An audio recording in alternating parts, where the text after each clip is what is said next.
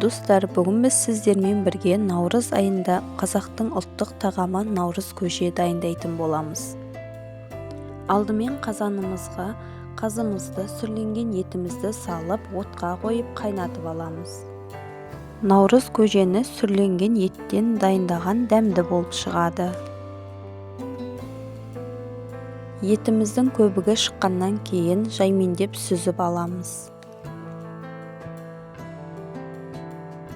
Енді алдымен жүгері саламыз. Жүгері қатты болғандықтан бірінші салып жібереміз.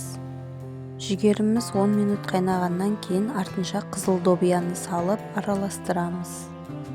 Одан кейін ақ добияны салып араластырамыз.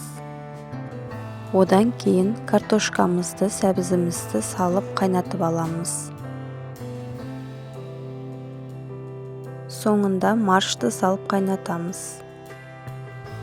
Наурыз көжеміз дайын болған кезде үстіне сүт құйып жібереміз.